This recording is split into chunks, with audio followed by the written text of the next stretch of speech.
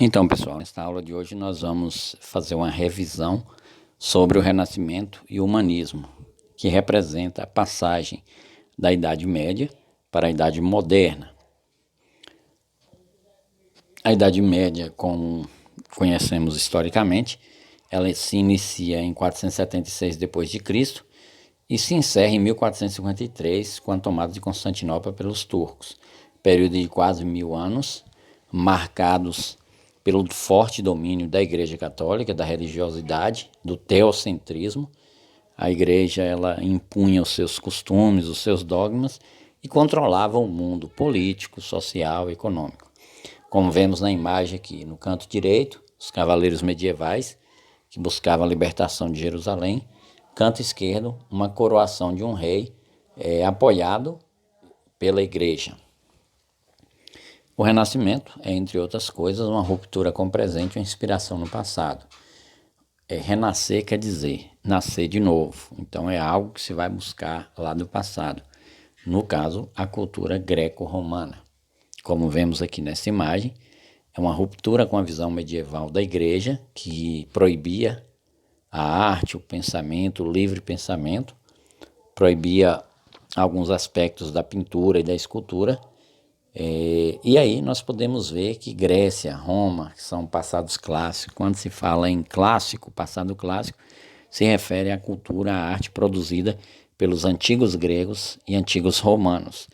A gente vê que muito próximo da realidade, mais objetivo, mais racional, e o Renascimento e o humanismo vai buscar inspiração nesse pensamento de quase 1000 anos atrás. O Renascimento ele vai se arrastar do século XIV ao XVI, marcado fortemente pelo rompimento com a Igreja. A literatura começa a ser produzida em língua vulgar. Língua vulgar quer dizer língua de cada país, o alemão, o francês, o italiano, porque antes era só o latim. O latim era a língua oficial e a Igreja não deixava nenhuma obra ser produzida senão em latim e controlava também as produções dessas obras. É o fim do monopólio da cultura medieval por parte da Igreja e o apoio financeiro da burguesia, que tem interesses pessoais de dominar o que vai acontecer mais adiante na história. Vemos aqui algumas obras que retratam o período, tanto na pintura quanto na literatura. Começando na esquerda, nós temos o quadro Mona Lisa, de Leonardo da Vinci, que retrata o Renascimento, a proximidade com o real, racional. Os Lusíadas, que retrata o Renascimento mais propriamente chamado de classicismo, que mostra a racionalidade, a busca da objetividade. Acima, nós temos aí o quadro A Escola de Atenas, que retrata, exalta a filosofia em uma perspectiva, em um quadro muito bem pintado, muito bem geometricamente espaçado, que não era comum na Idade Média. A Idade Média era desproporcional, aqui a gente vê a proporcionalidade. Embaixo nós temos alguns livros ilustrados da literatura medieval escrita em latim. E no Renascimento isso vai começar a se desmanchar. Assim, o Renascimento é uma ruptura com o modelo atual, que é, na época, a Idade Média. É uma inspiração na cultura greco-romana. É um apego ao humanismo, potencialidade e racionalidade do agir humano. Antes, muito dominado pela fé, pela religiosidade, agora o lado humano, a razão humana vai sobressair. É um desligamento da religiosidade. O humanismo, por sua vez, dentro e a partir do Renascimento, é uma busca por retratar o aspecto humano. E os dois aspectos humanos mais importantes nesse contexto é a racionalidade, que é o pensamento racional, pensar, raciocinar, e a objetividade, a experimentação.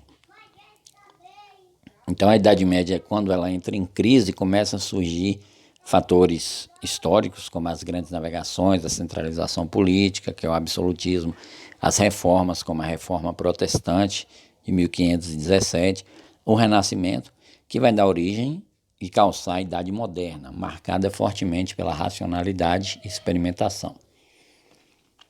O humanismo, enquanto escola literária medieval, que é uma a gente fala medieval porque é um período de transição, está passando, então ainda tem alguns requisitos, ou seja, algumas marcas da Idade Média.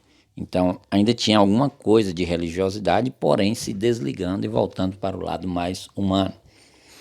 A poesia é uma poesia palaciana, não mais a cantiga acompanhada por instrumentos, a crônica enquanto registro histórico e o teatro, principalmente em Gil Vicente, marcado por autos e farsas. Lembrando que não falamos em Brasil nesse período, porque século XIV, início do século XV, início do XVI, na verdade, o Brasil não era conhecido ainda, embora era habitado, mas não conhecido em termos de escrita e leitura. Um texto palaciano, que é uma poesia, veja que já muda o estilo de escrever. Este é Fernão Lopes, cronista, o principal cronista português desse período do humanismo, retratava o passado histórico de Portugal. Esse é Gil Vicente, o maior dramaturgo português, ou o primeiro dramaturgo português, um dos maiores, que escreveu autos, que era, na verdade, o auto era uma composição medieval religiosa, puramente religiosa, que ele vai incrementar alguns elementos populares. E as farsas, que buscavam também criticar os vícios e os maus hábitos da sociedade na época. Resumindo, o humanismo e o Renascimento, porque o humanismo está dentro do Renascimento, é importante deixar claro isso. O Renascimento é o conjunto completo, é arte, literatura, política, escultura, cultural. O humanismo é voltado mais para a literatura. Representa um período de transição da Idade Média para a Idade Moderna, começa o desligamento da religiosidade medieval, um destaque maior para o caráter humano, o antropocentrismo, lembra que antes era o teocentrismo, então tudo girava em torno da religião, agora gira em torno do pensamento humano e uma crítica à sociedade, principalmente no teatro de Gil Vicente. Vamos lá, você sabe responder? A palavra renascimento está ligado a algo totalmente novo, um resgate da cultura passada ou em imaginação, que é o futuro. Renascer é um resgate do passado, nascer de novo. Então, a letra B. Destacou-se na dramaturgia ou no teatro do humanismo quem? Gil Vicente, Fernão Lopes ou Luiz de Camões. Gil Vicente, o maior dramaturgo português desse período do humanismo. O período artístico literário do humanismo é assim chamado, pois retrata a bondade humana, retrata o olhar para o ser humano enquanto sujeito de maior importância ou retrata a origem do homem. Não se fala da bondade porque critica os vícios, os defeitos, não se preocupa com a origem do ser humano, a origem das espécies, mas o ser humano enquanto sujeito de maior importância. Desliga-se da religiosidade e liga-se à questão humana. Então é isso, pessoal. Um resumo da nossa aula e até a próxima, se Deus quiser.